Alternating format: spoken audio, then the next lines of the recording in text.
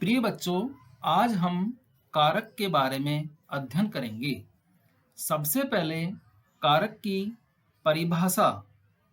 संज्ञा या सर्वनाम के जिस रूप से क्रिया तथा वाक्य के अन्य शब्दों के साथ संबंध का पता चलता है, उसे कारक कहते हैं। दूसरे शब्दों में हम कह सकते हैं कि संज्ञा अथवा सर्वनाम को क्रिया से जोड़ने वाले चिन्ह ही कारक कहलाते हैं।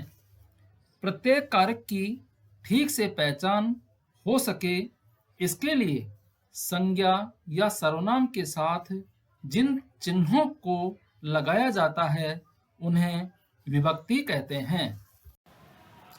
प्रत्येक कारक की एक विभक्ति होती है। यहाँ पर मैं यह स्पष्ट करना चाहूँगा कि एक विभक्ति अनेक कारकों का बोध करा सकती है, किंतु एक कारक अनेक विभक्तियों का बोध कराने वाला नहीं होता है। अब हम कारक के भेदों को स्पष्ट करते हैं। हिंदी में 8 कारक माने जाते हैं। सभी कारक और उनके चिन्ह इस प्रकार हैं। पहला, कर्ता कारक, जिसका परसर्ग ने होता है। दूसरा, कर्म कारक, जिसका परसर्ग को होता है।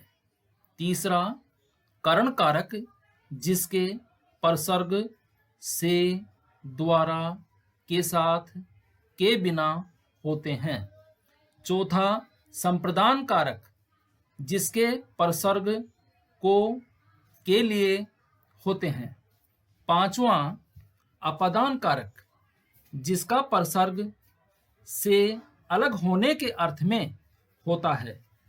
छठवां, संबंध कारक, जिसके परसर्ग का, के, की, ना, ने, नी, रा, रे, री होते हैं। सातवां, अधिकरण कारक, जिसके परसर्ग में, पर, पे होते हैं। आठवां, संबोधन कारक, जिसके परसर्ग हे, अरे, ओ, अजी इत्यादि होते हैं। अब हम एक एक कारक को क्रमशः समझते हैं।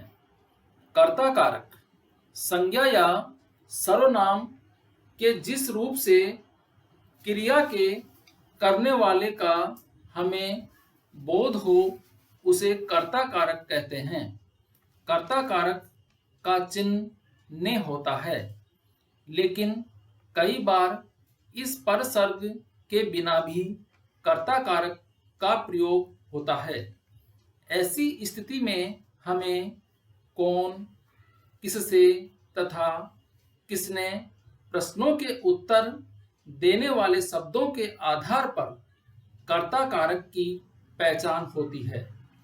इसके अलावा यह एक तरीका भी है कि परसर्ग सहित वाक्य में क्रिया सकर्मक तथा भूतकाल में होती है, जबकि परसर्ग रहित वाक्य में क्रिया अकर्मक तथा भूतकाल में होती है।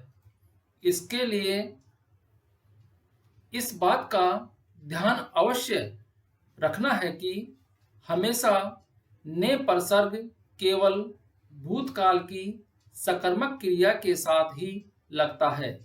अब हम उदाहरण द्वारा स्पष्ट करते हैं, जैसे माँ ने स्वादिष्ट खाना बनाया, बालक पढ़ता है, फुटबॉल खिलाड़ी ने फुटबॉल पर किक मारी, अभिनव बिंद्रा ने स्वर्ण पदक जीतकर भारत का सम्मान बढ़ाया, कविता बाजार जा रही है इत्यादि हो सकते हैं।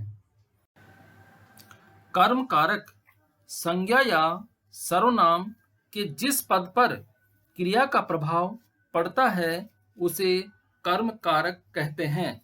इसके लिए हम वाक्य में कर्म की पहचान करने के लिए क्रिया के साथ क्या अथवा किसको लगाकर प्रश्न करने पर जो उत्तर मिलता है वह कर्म कारक होता है। यहाँ यह देखने की बात है कि परसर्ग कहाँ लगता है और कहाँ नहीं लगता है। इसके लिए हम एक उदाहरण द्वारा समझते हैं। अध्यापक छात्रों को पढ़ाता है। यहाँ छात्र प्राणीवाचक कर्म है और इसके साथ को परसर्ग का प्रयोग हुआ है। परंतु यदि कर्म अप्राणीवाचक हो, जैसे हम विद्यालय जाते हैं, यहाँ विद्यालय अप्राणीवाचक है, अतः विद्यालय के साथ को परसर्ग का प्रयोग नहीं होगा। यहाँ मैं कुछ और उदाहरण दे रहा हूँ। जैसे पुलिस ने अपराधी को पकड़ लिया, हरीश ने सबको हंसाया, माँ बच्चे को बुलाती है, आदित्य विराटनगर जा रहा है। इस प्रकार इत्यादि उदाहरण हो सकते हैं।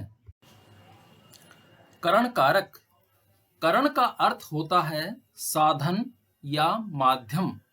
क्रिया के करने अथवा होने के साधन या माध्यम बनने वाले संज्ञा अथवा सर्वनाम पद करण कारक कहलाते हैं। करण कारक के परसर्ग से के द्वारा तथा के साथ होते हैं। यदि कुछ वाक्यों में इन परसर्गों का प्रयोग न हो तो क्रिया के साथ, किससे, किसके साथ, किसके द्वारा लगाकर प्रश्न करने पर जो उत्तर आता है वह करण कारक होता है। करण कारक के कुछ उदाहरण हैं, जैसे वह बस से गया, माँ ने दूध से खीर बनाई, रावण राम के द्वारा मारा गया, राधे माता जी के साथ रह रहा है, इत्यादि। संप्रदान कारक। जहाँ कर्ता जिसके लिए कार्य करता है या जिसे कुछ देता है, उस भाव को बताने वाले शब्द संप्रदान कारक कहलाते हैं। संप्रदान कारक की पहचान किसको, किसके लिए तथा किस हेतु प्रश्नों के उत्तर प्राप्त कर किया जा सकता है। संप्रदान कारक के कुछ उदाहरण हैं, जैसे डॉक्टर ने मरीज के लिए दवा लिखी, पिताजी ने गरीब को भोजन दिया, मैंने नमन को कंप्यूटर दिलाया, इत्यादि। अपादान कारक। संज्ञा और सर्वनाम के जिस रूप से अलग होने, दूरी बताने, तुलना करने, डरने तथा लजाने आदि के भाव का पता चलता है, उसे अपादान कारक कहते हैं। अपादान कारक की पहचान के लिए क्रिया के साथ कहाँ से, किससे लगाकर प्रश्नों के उत्तर प्राप्त कर किया जा सकता है। अपादान कारक के उदाहरण हैं, जैसे सीता गीता से सुंदर है, पेड़ से पत्ते गिरते हैं, मेरी बहन कॉकरोच से डरती है, मेरे पिताजी मुंबई से दिल्ली पहुंचे, गंगा हिमालय से निकलती है, इत्यादि हो सकते हैं। संबंध कारक। वाक्य में संज्ञा अथवा सर्वनाम के जिस रूप से उसके किसी दूसरे के साथ संबंध का ज्ञान हो वह संबंध कारक कहलाता है। संबंध कारक की पहचान के लिए संज्ञा अथवा सर्वनाम के साथ किसका, किसकी, किसके, किसने आदि शब्दों को लगाकर प्रश्नों के उत्तर प्राप्त कर किया जा सकता है। संबंध कारक के उदाहरण हैं, जैसे यह महेश का घर है, वह शीला की बहन है, राधा दादाजी के साथ स्कूल गई इत्यादि हो सकते हैं। अधिकरण कारक संज्ञा के जिस रूप से क्रिया के समय, स्थान, अवसर आदि का पता चलता है उसे अधिकरण कारक कहते हैं। अधिकरण कारक की पहचान के लिए वाक्य में क्रिया के साथ कहाँ लगाकर प्रश्न का उत्तर प्राप्त कर किया जा सकता है।